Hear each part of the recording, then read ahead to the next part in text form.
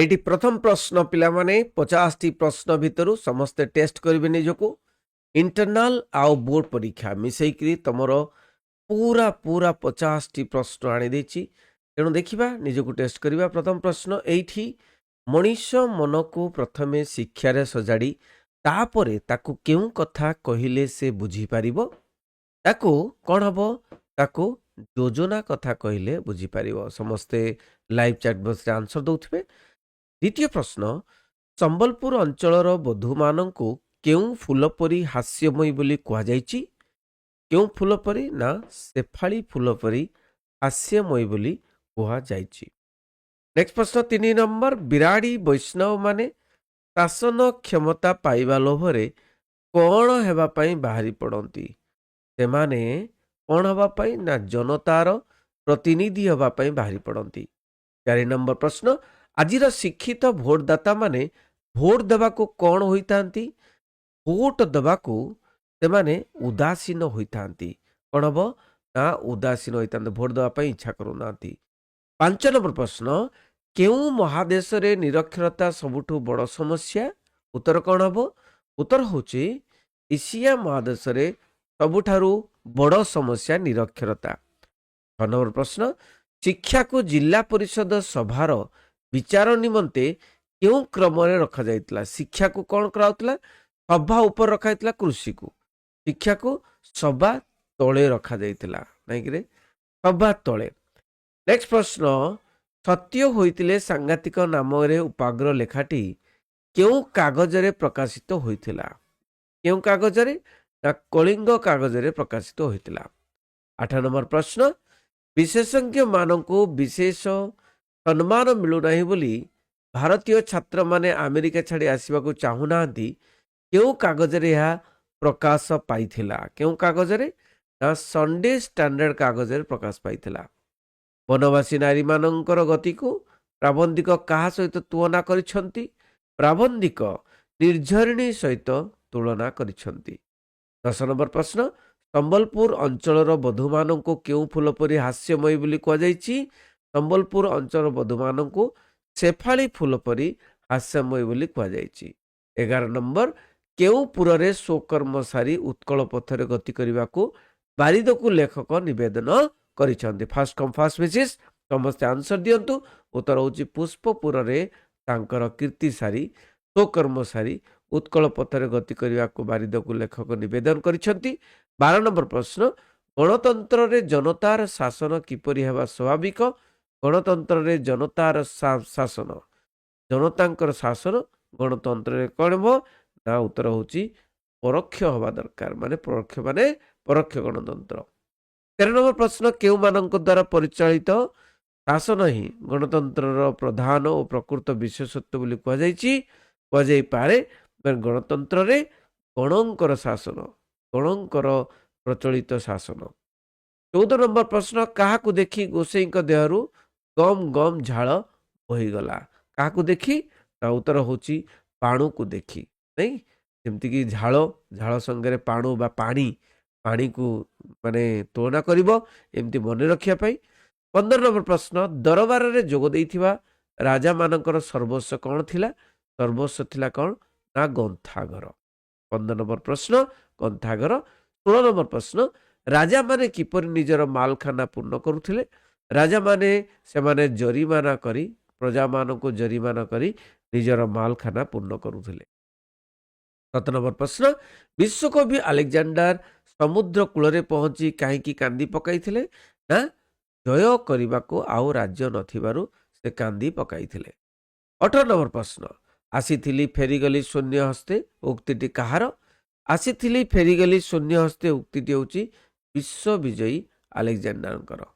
19 number प्रश्न रामचंद्रंकर शतगुणावली शतगुणित होउतबो काईकी शतगुणित होउतबो एथिपाई कि मुग्ध नववधू को मुग्ध करिबा पाए नहीं। नेक्स्ट प्रश्न 20 नंबर प्रश्न कवि मनुष्य पुत्र को किपरि प्रतिशोध नियो बोली कहिसंती किपरि प्रतिशोध नियो ना कवि कहिसंती जे श्वेन माने छंचाण परि प्रतिशोध नियो। 21 नंबर प्रश्न रामचंद्रकर सद्गुणावली शतगुणित होउतबो काईकी ना मुग्ध नववधू को मुग्ध କରିବା ପାଇଁ ଏଇଟା ମାନେ ଗୋଟିଏ ପ୍ରଶ୍ନ ପୂର୍ବରୁ ଆମେ ଦେଖିଥିଲେ। ତାପରେ 22 ନମ୍ବର ପ୍ରଶ୍ନ, କବି ମନୁଷ୍ୟ ପୁତ୍ରକୁ କ'ଣ ହୁଅ ବୋଲି କହିଛନ୍ତି? କବି ମନୁଷ୍ୟ ପୁତ୍ରକୁ ଦଗ୍ଧ ଓ ଭସ୍ମ ହୁଅ ବୋଲି କହିଛନ୍ତି। ତ ଦଗ୍ଧ ଆଉ ଭସ୍ମ ହୋଇ ନୂଆ ଯେତେବେଳେ ସେମାନେ ତିଆରି ହେବେ, ସେମାନେ କ'ଣ କରିବେ ନା ଗୋଟିଏ ନୂତନ ରଚନା କରିବେ। 23 ନମ୍ବର ପ୍ରଶ୍ନ, କବି ମାନବ ଶିଶୁକୁ କିପରି ଜାଗ୍ରତ ହେବାକୁ ପରାମର୍ଶ ଦେଇଛନ୍ତି? କିପରି ନା ଲୌକିକ ଜ୍ଞାନକୁ ଧରି। ଲୌକିକ ଜ୍ଞାନକୁ ଧରି ଜାଗ୍ରତ ହେବା ପାଇଁ କହିଛନ୍ତି।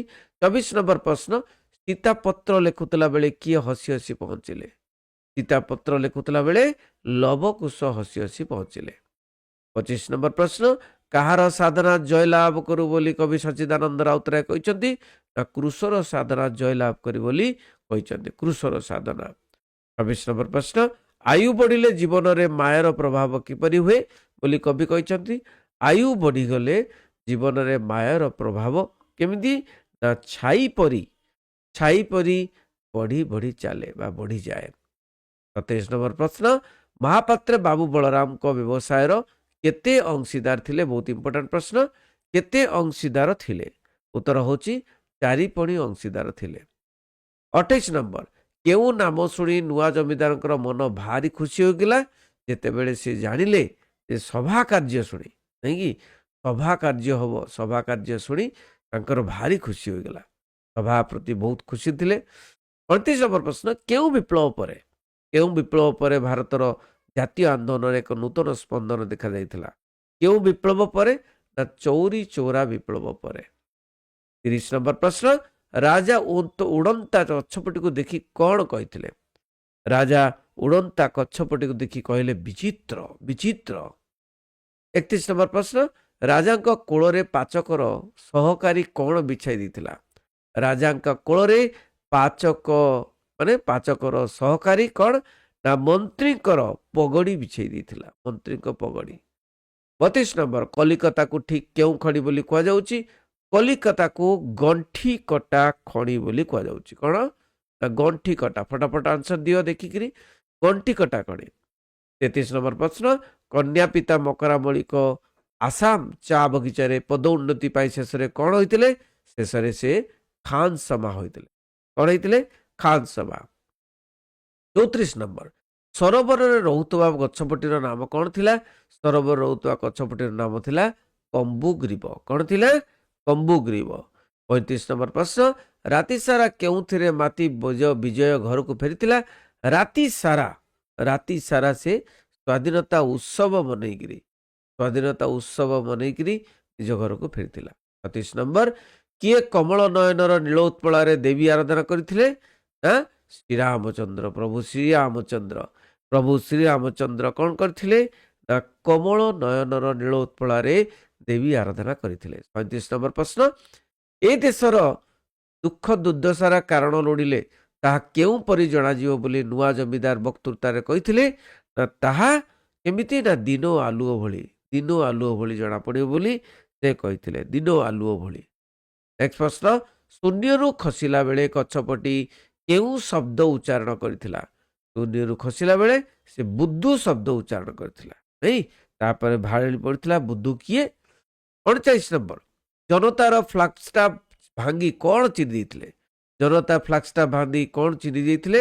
ନା ୟୁନିୟନ ଜ୍ୟାକ୍, ଯୋଉଟା କି ଇଂଲଣ୍ଡର ପତାକା, ତାକୁ ଇଂରେଜମାନଙ୍କ ପତାକାକୁ ଚିରି ଦେଇଥିଲେ। ନେକ୍ସଟ ପ୍ରଶ୍ନ, ଗଛପଟି ଆଖି ବୁଜି କେଉଁଠି ଭଳି କିଭଳି ଅଜବ ଦୃଶ୍ୟ ଦେଖେ? ଗଛପଟି ଆଖି ବୁଜିକିରି ବିମୁଗ୍ଧ କଳ୍ପନା ଲୋକରେ ସେ ଭଳି କିଭଳି ଅଜବ ଦୃଶ୍ୟ ଦେଖେ। 41 ନମ୍ବର ପ୍ରଶ୍ନ, ରାୟ ବାହାଦୁର ପଢୁଥିବା ସନନ୍ଦଟି ତାଙ୍କୁ କେଉଁ ସାଲରେ ପ୍ରଦତ୍ତ ହୋଇଥିଲା? ତାଙ୍କୁ କେଉଁ ସାଲରେ? ନା ଉତ୍ତର ହେଉଛି 1923 ସାଲରେ ପ୍ରଦତ୍ତ ହୋଇଥିଲା। ନେକ୍ସଟ ପ୍ରଶ୍ନ, 42 ନମ୍ବର ପ୍ରଶ୍ନ, କୁମ୍ଭୀର କ'ଣ ଖୋଜିଥାଏ ବୋଲି କୁହାଯାଇଛି? କୁମ୍ଭୀର କ'ଣ ଖୋଜିଥାଏ? ନା ଗୁଳିଆ ପାଣି ଖୋଜିଥାଏ। କ'ଣ ଖୋଜିଥାଏ? ଗୁଳିଆ ପାଣି। 43 ନମ୍ବର, କେଉଁଟି କ୍ରିୟାଯୁକ୍ତ ରୂଢ଼ି? ନା କେଉଁଟି? ନା କଳା କନା ବୁଲାଇବା। ଏଟା ବୁଲାଇବା କ୍ରିୟାଯୁକ୍ତ ରୂଢ଼ି, କ୍ରିୟା ଅଛି। 44 ନମ୍ବର, କେଉଁଟି କ୍ରିୟାଯୁକ୍ତ ରୂଢ଼ି ନୁହେଁ? କେଉଁଟି କ୍ରିୟା ନାହିଁ? ନାଇଁ, କ୍ରିୟା ନାହିଁ କୋଉଟା? ନା ବୋଝ ଉପରେ ନଳିତା ବିଡ଼ା। ଠିକ ଅଛି, ଯେମିତିକି ପକେଇବା, ହୋଇଯିବା ବସିବା ଏଗୁଡ଼ିକ କ୍ରିୟା ନାହିଁ ଏଠି।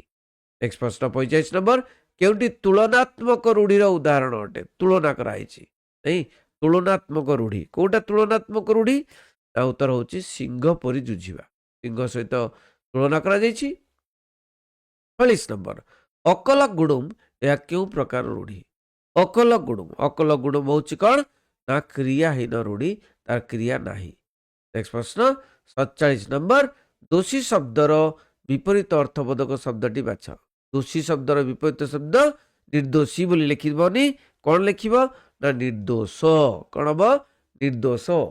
ବହୁତ ଇମ୍ପୋର୍ଟାଣ୍ଟ ନାଇଁ କି, ବହୁତ ଇମ୍ପୋର୍ଟାଣ୍ଟ ବିପରୀତ ଶବ୍ଦ।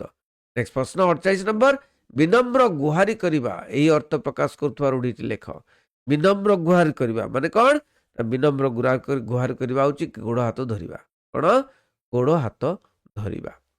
49 ନମ୍ବର ପ୍ରଶ୍ନ, ବହୁ ଅବାନ୍ତର କଥା କହିବା ଅର୍ଥ ପ୍ରକାଶ କରୁଥିବା ରୂଢ଼ିଟିକୁ ଚିହ୍ନାଅ। ବହୁ ଅବାନ୍ତର କଥା କହିବା, ତମେ ବହୁ ଅବାନ୍ତର କଥା କହୁଛ, ଅର୍ଥାତ୍ କ'ଣ ନା କୁହା ମୁଣ୍ଡା କପିଳା। କୁହା ମୁଣ୍ଡା କପିଳା ନାଇଁ। 50 ନମ୍ବର ପ୍ରଶ୍ନ ପିଲାମାନେ, 50 ନମ୍ବର, ଅସମ୍ଭବ ସମ୍ଭବ ହେବା ଏ ଅର୍ଥ ପ୍ରକାଶ କରୁଥିବା ରୂଢ଼ିଟି ଲେଖ। ଅସମ୍ଭବ ସମ୍ଭବ ହେବା ଅର୍ଥାତ୍ ଉଷୁନା ଧାନ ଗଜା ହେବା। ଉଷୁନା ଧାନ କେବେ ଗଜା ହୁଏ ନାହିଁ, ଦୁଇଥର ସିଝା ହେଇଥାଏ। ତେଣୁ ଉଷୁନା ଧାନ ଗଜା ହେବା ଏଇଟା ହେଉଛି ଅସମ୍ଭବ ସମ୍ଭବ ହେବା। ପିଲାମାନେ 50ଟି ଆମେ ଆଲୋଚନା କଲୁ ପ୍ରଶ୍ନ। କିଏ କେତେ ମାର୍କ ରଖିଲା ନିହାତି କମେଣ୍ଟ ମାଧ୍ୟମରେ ଜଣାଇବେ, ସାଙ୍ଗସାଥିମାନଙ୍କୁ ସେୟାର କରିବେ ଏବଂ ଆମେ ଆଗକୁ ବଢ଼ିବା ପଢ଼ିବା। Thank you very much. ରହିଲି। ବନ୍ଦେ ଉତ୍କଳ ଜନନୀ।